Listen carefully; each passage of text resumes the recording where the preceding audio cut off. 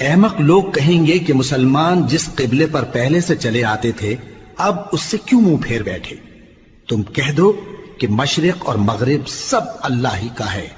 وہ جس کو چاہتا ہے سیدھے رستے پر چلاتا ہے، اور اسی طرح ہم نے تم کو امت معتدل بنایا ہے تاکہ تم لوگوں پر گواہ بنو اور پیغمبر آخر الزمان صلی اللہ علیہ وآلہ وسلم تم پر گواہ بنے۔ اور جس قبلے پر تم پہلے تھے اس کو ہم نے اس لیے مقرر کیا تھا کہ معلوم کریں کہ کون ہمارے پیغمبر کا تابع رہتا ہے اور کون الٹے پاؤں پھر جاتا ہے۔ اور یہ بات یعنی تحویل قبلہ لوگوں کو گراں معلوم ہوئی، مگر جن کو اللہ نے ہدایت بخشی ہے وہ اسے گراں نہیں سمجھتے، اور اللہ ایسا نہیں کہ تمہارے ایمان کو یوں ہی ضائع کر دے۔ اللہ تو لوگوں پر بڑا مہربان ہے، صاحب رحمت ہے۔ اے پیغمبر صلی اللہ علیہ وآلہ وسلم، ہم تمہارا آسمان کی طرف منہ اٹھانا دیکھ رہے ہیں، سو ہم تم کو اسی قبلے کی طرف جس کو تم پسند کرتے ہو منہ کرنے کا حکم دیں گے۔ تو اپنا منہ مسجد حرام یعنی خانہ کعبہ کی طرف پھیر لو، اور تم لوگ جہاں ہوا کرو نماز پڑھنے کے وقت اسی مسجد کی طرف منہ کر لیا کرو۔ اور جن لوگوں کو کتاب دی گئی ہے وہ خوب جانتے ہیں کہ یہ نیا قبلہ ان کے پروردگار کی طرف سے حق ہے، اور جو کام یہ لوگ کرتے ہیں اللہ ان سے بے خبر نہیں۔ اور اگر تم ان اہل کتاب کے پاس تمام نشانیاں بھی لے کر آؤ تو بھی یہ تمہارے قبلے کی پیروی نہ کریں، اور تم بھی ان کے قبلے کی پیروی کرنے والے نہیں ہو، اور ان میں سے بھی بعض کے قبلے کے پیرو نہیں۔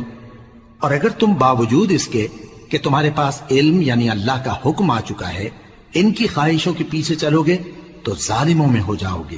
جن لوگوں کو ہم نے کتاب دی ہے وہ ان پیغمبر آخر الزمان صلی اللہ علیہ وآلہ وسلم کو اس طرح پہچانتے ہیں جس طرح اپنے بیٹوں کو پہچانا کرتے ہیں، مگر ایک فریق ان میں سے سچی بات کو جان بوجھ کر چھپا رہا ہے۔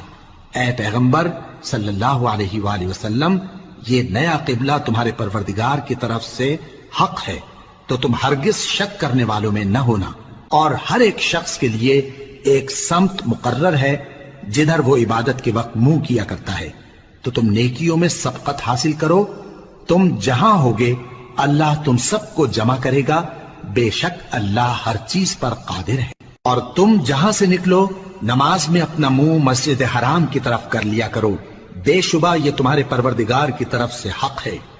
اور تم لوگ جو کچھ کرتے ہو اللہ اس سے بے خبر نہیں۔ اور تم جہاں سے نکلو مسجد حرام کی طرف منہ کر کے نماز پڑھا کرو،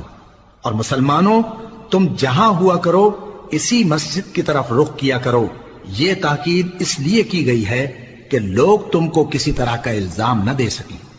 مگر ان میں سے جو ظالم ہیں وہ الزام دیں تو دیں، سو ان سے مت ڈرنا اور مجھی سے ڈرتے رہنا، اور یہ بھی مقصود ہے کہ میں تم کو اپنی تمام نعمتیں بخشوں، اور یہ بھی کہ تم راہ راست پر چلو۔ جس طرح من جملہ اور نعمتوں کے ہم نے تمہیں میں سے ایک رسول بھیجے ہیں جو تم کو ہماری آیتیں پڑھ پڑھ کر سناتے اور تمہیں پاک بناتے، اور کتاب یعنی قرآن اور دانائی سکھاتے ہیں، اور ایسی باتیں بتاتے ہیں جو تم پہلے نہیں جانتے تھے، سو تم مجھے یاد کیا کرو، میں تمہیں یاد کیا کروں گا، اور میرا احسان مانتے رہنا اور میری ناشکری نہ کرنا۔ اے ایمان والو، صبر اور نماز سے مدد لیا کرو، بے شک اللہ صبر کرنے والوں کے ساتھ ہے۔ اور جو لوگ اللہ کی راہ میں مارے جائیں ان کی نسبت یہ نہ کہنا کہ وہ مرے ہوئے ہیں، وہ مردہ نہیں بلکہ زندہ ہیں، لیکن تم کو شعور نہیں۔ اور ہم کسی قدر خوف اور بھوک اور مال اور جانوں اور میووں کے نقصان سے تمہاری آزمائش کریں گے، اور صبر کرنے والوں کو بشارت سنا دو کہ ان لوگوں پر جب کوئی مصیبت واقع ہوتی ہے تو کہتے ہیں کہ ہم اللہ ہی کا مال ہیں اور اسی کی طرف لوٹ کر جانے والے ہیں۔ یہی لوگ ہیں جن پر ان کے پروردگار کی عنایتیں ہیں اور خصوصی رحمت بھی ہے، اور یہی سیدھے رستے پر ہیں۔ بے شک کوہ صفا اور مروہ اللہ کی نشانیوں میں سے ہیں، تو جو شخص خانہ کعبہ کا حج یا عمرہ کرے اس پر کچھ گناہ نہیں کہ دونوں کے درمیان چکر لگائے، بلکہ یہ ایک نیک کام ہے، اور جو کوئی نیک کام کرے تو اللہ قدردان ہے، دانا ہے۔ جو لوگ ہمارے حکموں اور ہدایتوں کو جو ہم نے نازل کی ہیں کسی غرض فاسد سے چھپاتے ہیں، باوجود کہ ہم نے ان کو لوگوں کے سمجھانے کے لیے اپنی کتاب میں کھول کھول کر بیان کر دیا ہے۔ ایسوں پر اللہ اور تمام لعنت کرنے والے لعنت کرتے ہیں۔ ہاں، جو توبہ کرتے ہیں اور اپنی حالت درست کر لیتے ہیں اور احکام الہی کو صاف صاف بیان کر دیتے ہیں تو میں ان کے قصور معاف کر دیتا ہوں، اور میں بڑا معاف کرنے والا، بڑا مہربان ہوں۔ جو لوگ کافر ہوئے اور کافر ہی مرے، ایسوں پر اللہ کی اور فرشتوں کی اور انسانوں کی سب کی لعنت، وہ ہمیشہ اسی لعنت میں گرفتار رہیں گے۔ ان سے نہ تو عذاب ہلکا ہی کیا جائے گا اور نہ انہیں کچھ مہلت ملے گی۔ اور لوگوں، تمہارا معبود ایک ہی معبود ہے، اس بڑے مہربان اور رحم والے کے سوا کوئی عبادت کے لائق نہیں۔ بے شک آسمانوں اور زمین کے پیدا کرنے میں اور رات اور دن کے ایک دوسرے کے پیچھے آنے جانے میں اور کشتیوں اور جہازوں میں جو سمندر میں لوگوں کے فائدے کے لیے رواں ہیں، اور میں جس کو اللہ آسمان سے برساتا اور اس سے زمین کو اس کے مردہ ہو جانے کے بعد زندہ یعنی خشک ہو جانے کے بعد سرسبز کر دیتا ہے، اور زمین پر ہر قسم کے جانور پھیلانے میں اور ہواؤں کے چلانے میں اور بادلوں میں جو آسمان اور زمین کے درمیان گھرے رہتے ہیں، عقل مندوں کے لیے اللہ کی قدرت کی نشانیاں ہیں۔ اور بعض لوگ ایسے ہیں جو غیر اللہ کو اللہ کا شریک بناتے اور ان سے اللہ کی سی محبت کرتے ہیں، لیکن جو ایمان والے ہیں وہ تو اللہ ہی کے سب سے زیادہ دوست دار ہیں۔ اور اے کاش ظالم لوگ جو بات عذاب کے وقت دیکھیں گے اب دیکھ لیتے کہ سب طرح کی طاقت اللہ ہی کو ہے، اور یہ کہ اللہ سخت عذاب کرنے والا ہے۔ اس دن کفر کے پیشوا اپنے پیروں سے بیزاری ظاہر کریں گے اور دونوں عذاب الہی دیکھ لیں گے اور ان کے آپس کے تعلقات منقطع ہو جائیں گے۔ یہ حال دیکھ کر پیروی کرنے والے حسرت سے کہیں گے کہ اے کاش ہمیں پھر دنیا میں جانا نصیب ہو، تاکہ جس طرح یہ ہم سے بیزار ہو رہے ہیں اسی طرح ہم بھی ان سے بیزار ہوں۔ اس طرح اللہ ان کے اعمال حسرت بنا کر دکھائے گا اور وہ دوزخ سے نکل نہیں سکیں گے۔ لوگوں، جو چیزیں زمین میں حلال طیب ہیں وہ کھاؤ، اور شیطان کے قدموں پر نہ چلو، وہ تمہارا کھلا دشمن ہے۔ وہ تو تم کو برائی اور بے حیائی ہی کے کام کرنے کو کہتا ہے، اور یہ بھی کہ اللہ کی نسبت ایسی باتیں کہو جن کا تمہیں کچھ بھی علم نہیں۔ اور جب ان لوگوں سے کہا جاتا ہے کہ جو کتاب اللہ نے نازل فرمائی ہے اس کی پیروی کرو، تو کہتے ہیں نہیں، بلکہ ہم تو اسی چیز کی پیروی کریں گے جس پر ہم نے اپنے باپ دادا کو پایا۔ بھلا اگرچہ ان کے باپ دادا نہ کچھ سمجھتے ہوں اور نہ سیدھے رستے پر ہوں،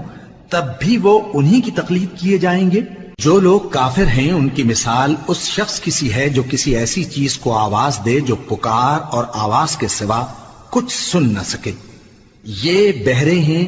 گونگے ہیں، اندھے ہیں کہ کچھ سمجھ ہی نہیں سکتے۔ اے اہل ایمان، جو پاکیزہ چیزیں ہم نے تم کو عطا فرمائی ہیں ان کو کھاؤ، اور اگر اللہ ہی کے بندے ہو تو اس کی نعمتوں کا شکر بھی ادا کرو۔ اس نے تو تم پر بس مرا ہوا جانور اور لہو اور سور کا گوشت اور جس چیز پر اللہ کے سوا کسی اور کا نام پکارا جائے حرام کر دیا ہے۔ ہاں، جو مجبور ہو جائے بشرطے کہ اللہ کی نافرمانی نہ کرے اور حد ضرورت سے باہر نہ نکل جائے، اس پر کچھ گناہ نہیں۔ بے شک اللہ بخشنے والا ہے، رحم کرنے والا ہے۔ جو لوگ اللہ کی کتاب سے ان آیتوں اور ہدایتوں کو جو اس نے نازل فرمائی ہیں چھپاتے اور ان کے بدلے تھوڑی سی قیمت یعنی دنیاوی منفعت حاصل کرتے ہیں،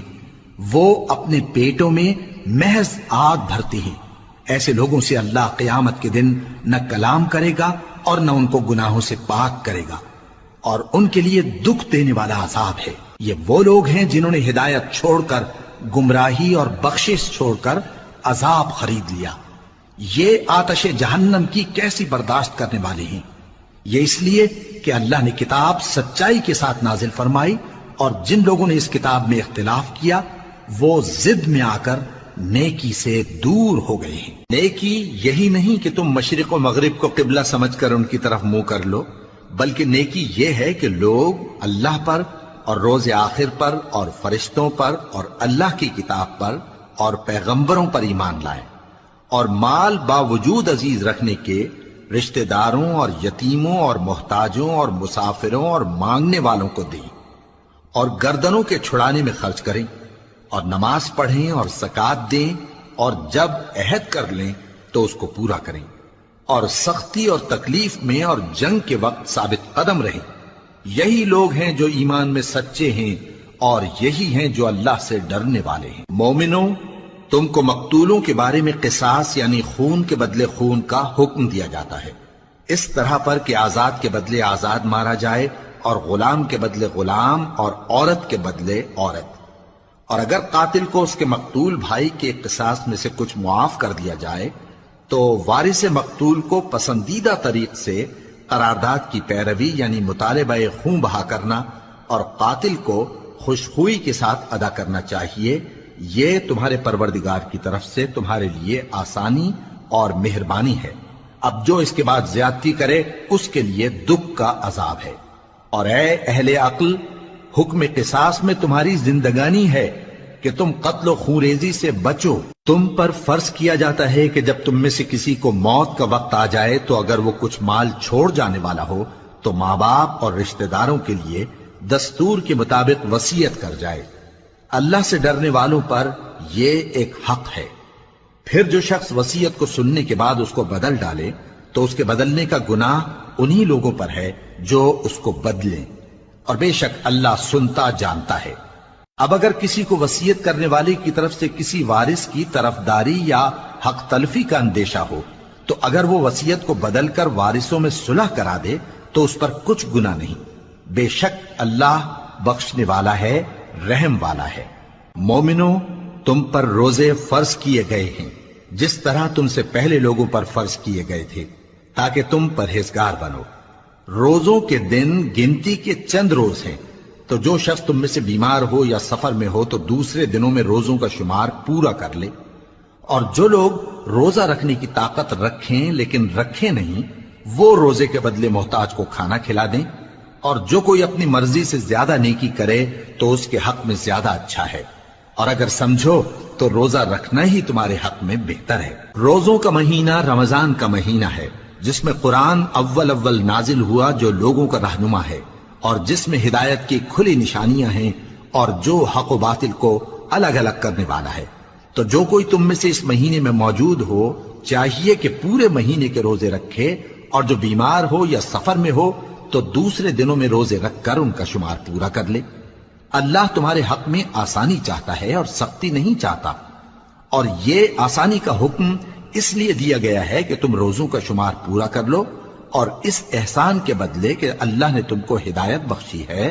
تم اس کو بزرگی سے یاد کرو اور اس کا شکر کرو۔ اور اے پیغمبر، جب تم سے میرے بندے میرے بارے میں دریافت کریں تو انہیں معلوم ہو کہ میں تو تمہارے پاس ہی ہوں۔ جب کوئی پکارنے والا مجھے پکارتا ہے تو میں اس کی دعا قبول کرتا ہوں، تو ان کو چاہیے کہ میرے حکموں کو مانیں اور مجھ پر ایمان رکھیں تاکہ نیک رستہ پائیں۔ روزوں کی راتوں میں تمہارے لیے اپنی عورتوں کے پاس جانا جائز کر دیا گیا ہے، وہ تمہاری پوشاک ہیں اور تم ان کی پوشاک ہو۔ اللہ کو معلوم ہے کہ تم ان کے پاس جانے سے اپنے حق میں خیانت کرتے تھے، سو اس نے تم پر مہربانی کی اور تمہاری حرکات سے درگزر فرمائی، تو اب تم کو اختیار ہے کہ ان سے مباشرت کرو۔ اور اللہ نے جو چیز تمہارے لیے لکھ رکھی ہے یعنی اولاد، اس کو اللہ سے طلب کرو اور کھاؤ اور پیو یہاں تک کہ صبح کی سفید دھاری رات کی سیاہ دھاری سے الگ نظر آنے لگے، پھر روزہ رکھ کر رات تک پورا کرو۔ اور جب تم مسجدوں میں اعتکاف بیٹھتے ہو تو ان سے مباشرت نہ کرو، یہ اللہ کی حدیں ہیں، ان کے پاس نہ جانا۔ اسی طرح اللہ اپنی آیتیں لوگوں کے سمجھانے کے لیے کھول کھول کر بیان فرماتا ہے تاکہ وہ پرہیزگار بنے۔ اور آپس میں ایک دوسرے کا مال ناحق نہ کھاؤ اور نہ اس کو رشوتاً حاکموں کے پاس پہنچاؤ تاکہ لوگوں کے مال کا کچھ حصہ ناجائز طور پر کھا جاؤ، اور اسے تم جانتے بھی ہو۔ اے پیغمبر، لوگ تم سے نئے چاند کے بارے میں دریافت کرتے ہیں کہ گھٹتا بڑھتا کیوں ہے۔ کہہ دو کہ وہ لوگوں کے کاموں کی میعادیں اور حج کے وقت معلوم ہونے کا ذریعہ ہے، اور نیکی اس بات میں نہیں کہ احرام کی حالت میں گھروں میں ان کے پچھواڑے کی طرف سے آؤ، بلکہ نیکوکار وہ ہے جو پرہیزگار ہو، اور گھروں میں ان کے دروازوں سے آیا کرو اور اللہ سے ڈرتے رہو تاکہ کامیاب ہو جاؤ۔ اور جو لوگ تم سے لڑتے ہیں تم بھی اللہ کی راہ میں ان سے لڑو، مگر زیادتی نہ کرنا، کہ اللہ زیادتی کرنے والوں کو دوست نہیں رکھتا، اور ان کو جہاں پاؤ قتل کر دو، اور جہاں سے انہوں نے تم کو نکالا ہے یعنی مکے سے، وہاں سے تم بھی ان کو نکال دو۔ اور دین سے گمراہ کرنے کا فساد قتل و خونریزی سے کہیں بڑھ کر ہے، اور جب تک وہ تم سے مسجد حرام یعنی خانہ کعبہ کے پاس نہ لڑیں تم بھی وہاں ان سے نہ لڑنا۔ ہاں اگر وہ تم سے لڑیں تو تم ان کو قتل کر ڈالو، کافروں کی یہی سزا ہے۔ پھر اگر وہ باز آ جائیں تو اللہ بخشنے والا ہے، رحم کرنے والا ہے۔ اور ان سے اس وقت تک لڑتے رہنا کہ فساد نابود ہو جائے اور ملک میں اللہ ہی کا دین غالب ہو جائے۔ پھر اگر وہ فساد سے باز آ جائیں تو ظالموں کے سوا کسی پر زیادتی نہیں کرنی چاہیے۔ ادب کا مہینہ ادب کے مہینے کے مقابل ہے، اور ادب کی چیزیں ایک دوسرے کا بدلہ ہیں۔ پس اگر کوئی تم پر زیادتی کرے تو جیسی زیادتی وہ تم پر کرے ویسی ہی تم اس پر کرو، اور اللہ سے ڈرتے رہو اور جان رکھو کہ اللہ ڈرنے والوں کے ساتھ ہے۔ اور اللہ کی راہ میں مال خرچ کرو اور اپنے آپ کو ہلاکت میں نہ ڈالو، اور نیکی کرو، بے شک اللہ نیکی کرنے والوں کو دوست رکھتا ہے۔ اور اللہ کی خوشنودی کے لیے حج اور عمرے کو پورا کرو، اور اگر راستے میں روک لیے جاؤ تو جیسی قربانی میسر ہو کر دو، اور جب تک قربانی اپنے مقام پر نہ پہنچ جائے سر نہ منڈاؤ۔ اور اگر کوئی تم میں بیمار ہو یا اس کے سر میں کسی طرح کی تکلیف ہو تو اگر وہ سر منڈا لے تو اس کے بدلے روزے رکھے یا صدقہ دے یا قربانی کرے۔ پھر جب تکلیف دور ہو کر تم مطمئن ہو جاؤ تو جو تم میں حج کے وقت تک عمرے سے فائدہ اٹھانا چاہے وہ جیسی قربانی میسر ہو کرے، اور جس کو قربانی نہ ملے وہ 3 روزے ایام حج میں رکھے اور 7 جب واپس ہو، یہ پورے 10 ہوئے۔ یہ حکم اس شخص کے لیے ہے جس کے اہل و عیال مکے میں نہ رہتے ہوں۔ اور اللہ سے ڈرتے رہو اور جان رکھو کہ اللہ سخت عذاب دینے والا ہے۔ حج کے مہینے معین ہیں جو معلوم ہیں، تو جو شخص ان مہینوں میں حج کی نیت کر لے تو حج کے دنوں میں نہ عورتوں سے اختلاط کرے، نہ کوئی برا کام کرے اور نہ کسی سے جھگڑے۔ اور جو نیک کام تم کرو گے وہ اللہ کو معلوم ہو جائے گا۔ اور زاد راہ یعنی رستے کا خرچ ساتھ لے جاؤ، کیونکہ بہترین زاد راہ پرہیزگاری ہے۔ اور اے اہل عقل مجھی سے ڈرتے رہو،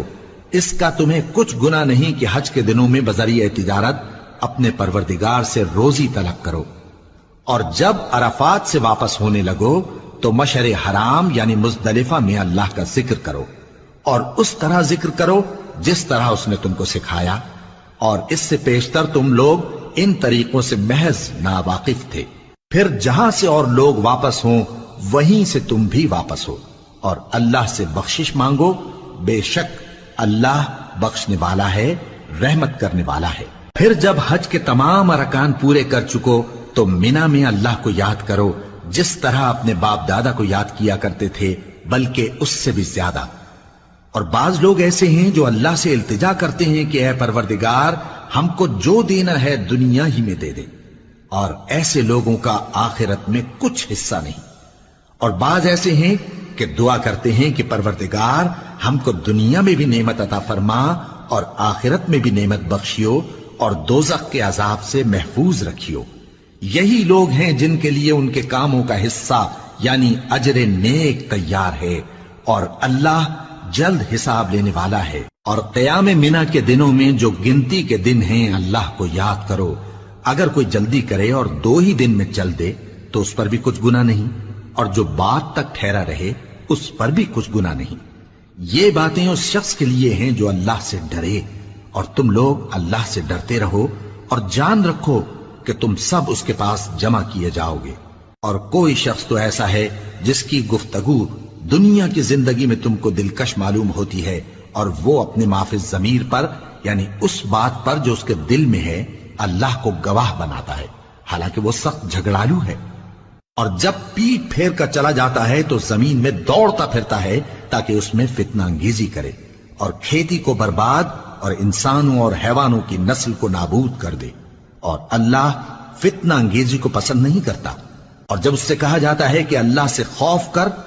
تو غرور اس کو گناہ میں پھنسا دیتا ہے، سو اس کو جہنم کافی ہے اور وہ بہت برا ٹھکانہ ہے۔ اور کوئی شخص ایسا ہے کہ اللہ کی خوشنودی حاصل کرنے کے لیے اپنی جان بیچ ڈالتا ہے، اور اللہ بندوں پر بہت مہربان ہے۔ مومنو، اسلام میں پورے پورے داخل ہو جاؤ اور شیطان کے پیچھے نہ چلو، وہ تو تمہارا کھلا دشمن ہے۔ پھر اگر تم احکام روشن پہنچ جانے کے بعد لڑکھڑا جاؤ تو جان رکھو کہ اللہ غالب ہے، حکمت والا ہے۔ کیا یہ لوگ اسی بات کے منتظر ہیں کہ ان پر اللہ کا عذاب بادل کے سائبانوں میں آ نازل ہو اور فرشتے بھی اتر آئیں اور کام تمام کر دیا جائے؟ اور سب کاموں کا رجوع اللہ ہی کی طرف ہے۔ اے پیغمبر، بنی اسرائیل سے پوچھو کہ ہم نے ان کو کتنی کھلی نشانیاں دیں، اور جو شخص اللہ کی نعمت کو اپنے پاس آنے کے بعد بدل دے تو اللہ سخت عذاب کرنے والا ہے۔ اور جو کافر ہیں ان کے لیے دنیا کی زندگی خوشنما کر دی گئی ہے، اور وہ مومنوں سے تمسخر کرتی ہیں، لیکن جو پرہیزگار ہیں وہ قیامت کے دن ان سے اوپر ہوں گے۔ اور اللہ جس کو چاہتا ہے بے حساب رزق دیتا ہے۔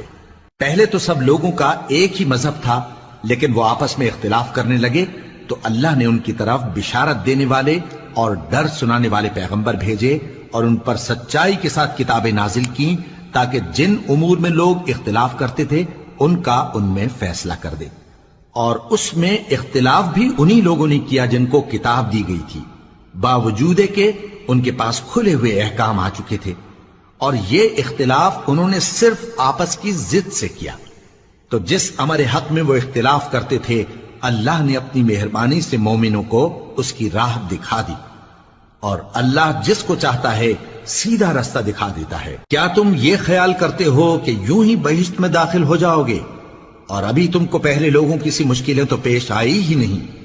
ان کو بڑی بڑی سختیاں اور تکلیفیں پہنچیں، اور وہ صعوبتوں میں ہلا ہلا دیے گئے، یہاں تک کہ پیغمبر اور مومن لوگ جو ان کے ساتھ تھے سب پکار اٹھے کہ کب اللہ کی مدد آئے گی۔ دیکھو اللہ کی مدد ان قریب آیا چاہتی ہے۔ اے نبی، لوگ تم سے پوچھتے ہیں کہ اللہ کی راہ میں کس طرح کا مال خرچ کریں۔ کہہ دو کہ جو چاہو خرچ کرو، لیکن جو مال خرچ کرنا چاہو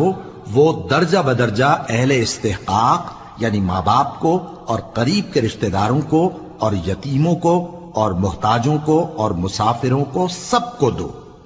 اور جو بھلائی تم کرو گے اللہ اس کو جانتا ہے۔ مسلمانوں، تم پر اللہ کے رستے میں لڑنا فرض کر دیا گیا ہے، اور وہ تمہیں ناگوار تو ہوگا،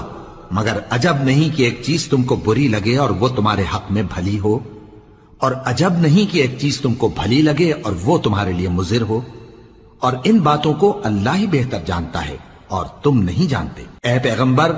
لوگ تم سے عزت والے مہینوں میں لڑائی کرنے کے بارے میں دریافت کرتے ہیں، کہہ دو کہ ان میں لڑنا بڑا گناہ ہے، اور اللہ کی راہ سے روکنا اور اس سے کفر کرنا اور مسجد حرام یعنی خانہ کعبہ میں جانے سے بند کرنا اور اہل مسجد کو اس میں سے نکال دینا جو یہ کفار کرتے ہیں، اللہ کے نزدیک اس سے بھی زیادہ گناہ ہے، اور فتنہ انگیزی خونریزی سے بھی بڑھ کر ہے۔ اور یہ لوگ ہمیشہ تم سے لڑتے رہیں گے، یہاں تک کہ اگر مقدور رکھیں تو تم کو تمہارے دین سے پھیر دیں، اور جو کوئی تم میں سے اپنے دین سے پھر کر کافر ہو جائے گا اور کافر ہی مرے گا تو ایسے لوگوں کے اعمال دنیا اور آخرت دونوں میں برباد ہو جائیں گے، اور یہی لوگ دوزخ میں جانے والے ہیں جس میں ہمیشہ رہیں گے۔ جو لوگ ایمان لائے اور اللہ کے لیے وطن چھوڑ گئے اور کفار سے جنگ کرتے رہے وہی اللہ کی رحمت کے امیدوار ہیں، اور اللہ بخشنے والا ہے، رحمت کرنے والا ہے۔ اے پیغمبر، لوگ تم سے شراب اور جوئے کا حکم دریافت کرتے ہیں، کہہ دو کہ ان میں گناہ بڑے ہیں اور لوگوں کے لیے کچھ فائدے بھی ہیں، مگر ان کے گناہ فائدوں سے کہیں زیادہ ہیں۔ اور یہ بھی تم سے پوچھتے ہیں کہ اللہ کی راہ میں کون سا مال خرچ کریں، کہہ دو کہ جو ضرورت سے زیادہ ہو۔ اس طرح اللہ تمہارے لیے اپنے احکام کھول کھول کر بیان فرماتا ہے تاکہ تم سوچو، یعنی دنیا اور آخرت کی باتوں میں غور کرو۔ اور تم سے یتیموں کے بارے میں بھی دریافت کرتے ہیں، کہہ دو کہ ان کی حالت کی اصلاح بہت اچھا کام ہے، اور اگر تم ان سے مل جل کر رہنا یعنی خرچ اکٹھا رکھنا چاہو تو وہ تمہارے بھائی ہیں، اور اللہ خوب جانتا ہے کہ خرابی کرنے والا کون ہے اور اصلاح کرنے والا کون۔ اور اگر اللہ چاہتا تو تم کو تکلیف میں ڈال دیتا، بے شک اللہ غالب ہے، حکمت والا ہے۔ اور مومنوں مشرک عورتوں سے جب تک وہ ایمان نہ لائیں نکاح نہ کرنا، کیونکہ مشرک عورت خواہ تم کو کیسی ہی بھلی لگے اس سے مومن لونڈی بہتر ہے۔ اور اسی طرح مشرک مرد جب تک ایمان نہ لائیں مومن عورتوں کو ان کی زوجیت میں نہ دینا، کیونکہ مشرک مرد سے خواہ وہ تم کو کیسا ہی بھلا لگے مومن غلام بہتر ہے۔ یہ مشرک لوگوں کو دوزخ کی طرف بلاتی ہیں، اور اللہ اپنی مہربانی سے بہشت اور بخشش کی طرف بلاتا ہے، اور اپنے حکم لوگوں سے کھول کھول کر بیان کرتا ہے تاکہ نصیحت حاصل کریں۔ اور تم سے حیض کے بارے میں دریافت کرتے ہیں، کہہ دو وہ تو نجاست ہے، سو ایام حیض میں عورتوں سے کنارہ کش رہو، اور جب تک وہ پاک نہ ہو جائیں ان سے مقاربت نہ کرو۔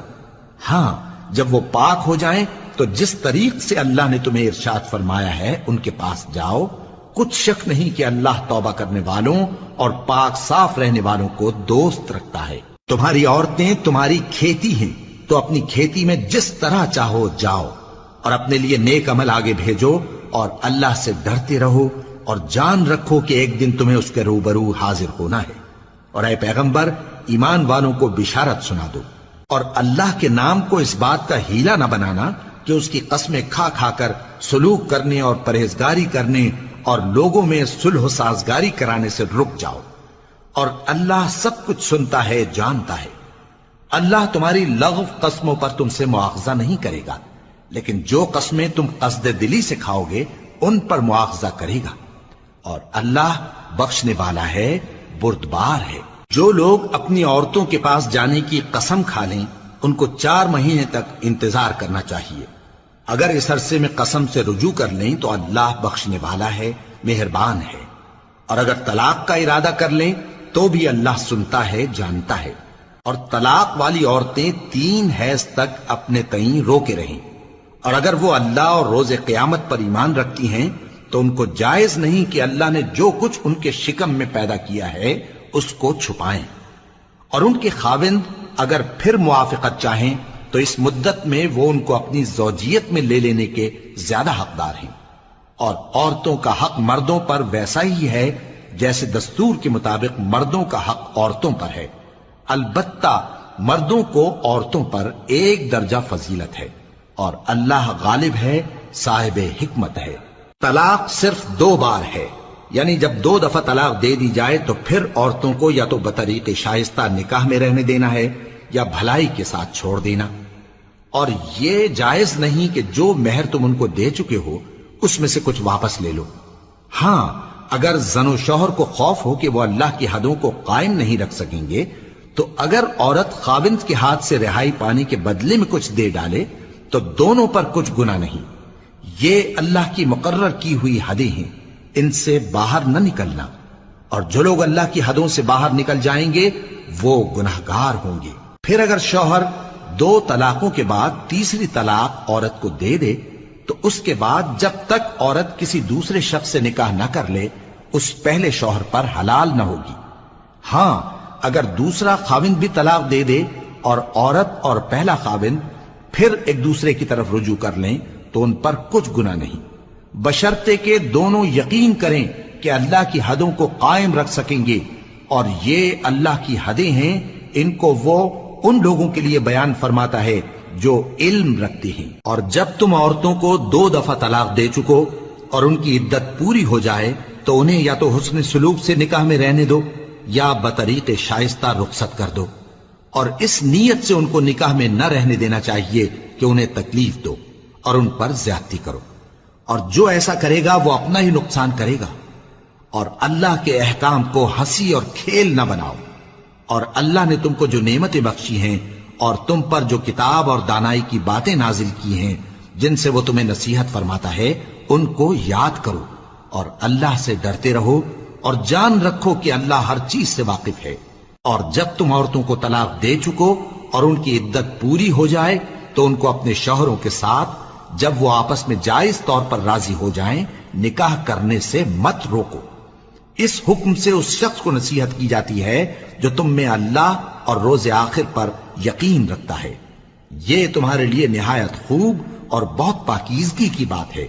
اور اللہ جانتا ہے اور تم نہیں جانتے۔ اور مائیں اپنے بچوں کو پورے 2 سال دودھ پلائیں یہ حکم اس شخص کے لیے ہے جو پوری مدت تک دودھ پلوانا چاہے، اور دودھ پلانے والی ماؤں کا کھانا اور کپڑا دستور کے مطابق باپ کے ذمے ہوگا۔ کسی شخص کو اس کی طاقت سے زیادہ تکلیف نہیں دی جاتی، تو یاد رکھو کہ نہ تو ماں کو اس کے بچے کے سبب نقصان پہنچایا جائے اور نہ باپ کو اس کی اولاد کی وجہ سے نقصان پہنچایا جائے، اور اسی طرح نان و نفقہ بچے کے وارث کے ذمے ہے۔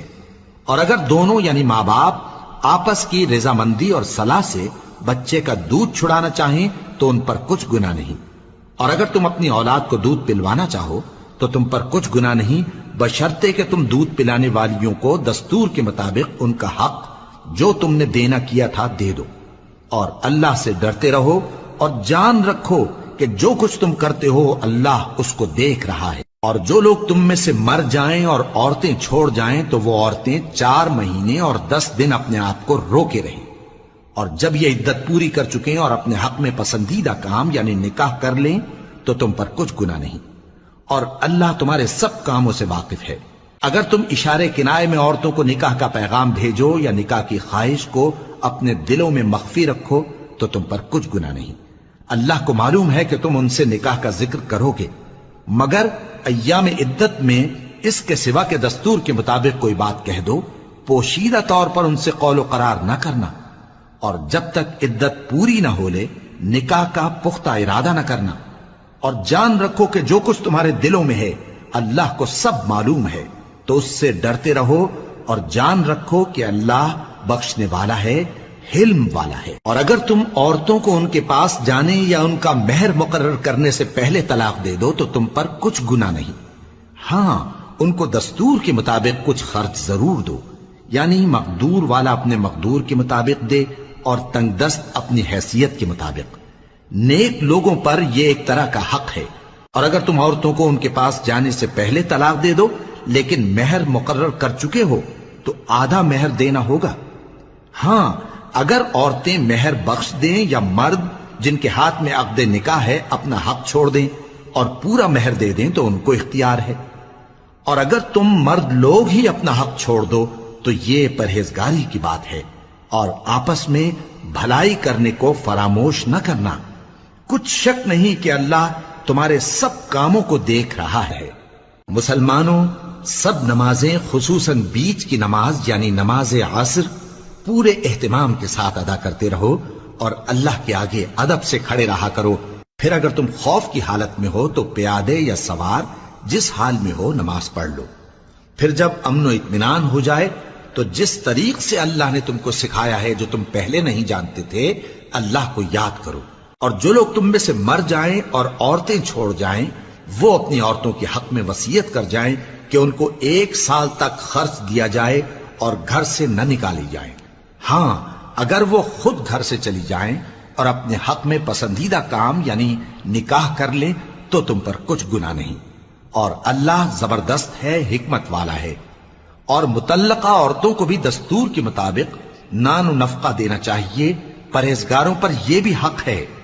اسی طرح اللہ اپنے احکام تمہارے لیے بیان فرماتا ہے تاکہ تم سمجھو۔ بھلا تم نے ان لوگوں کو نہیں دیکھا جو شمار میں ہزاروں ہی تھے اور موت کے ڈر سے اپنے گھروں سے نکل بھاگے تھے؟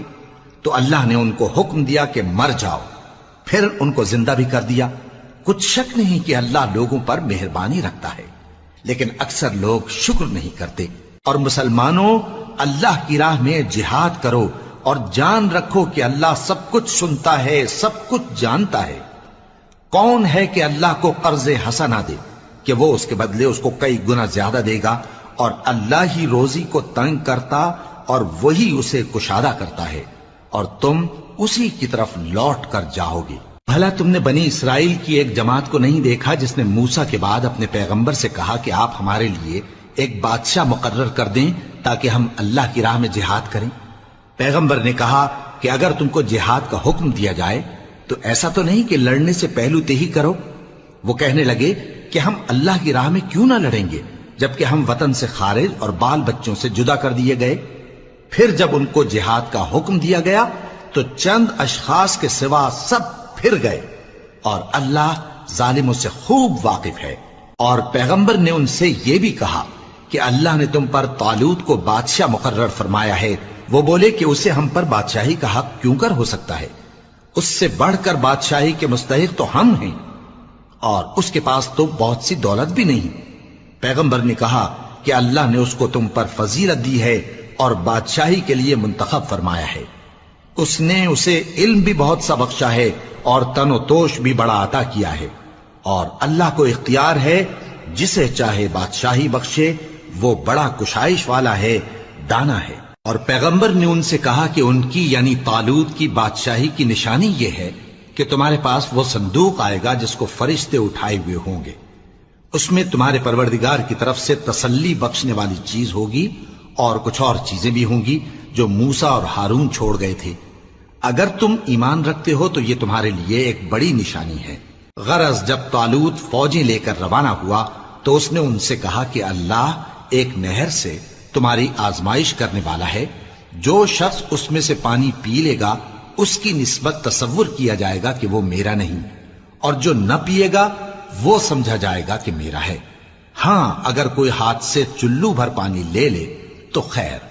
جب وہ لوگ نہر پر پہنچے تو چند آدمیوں کے سوا سب نے پانی پی لیا۔ پھر جب طالوت اور مومن لوگ جو اس کے ساتھ تھے نہر کے پار ہو گئے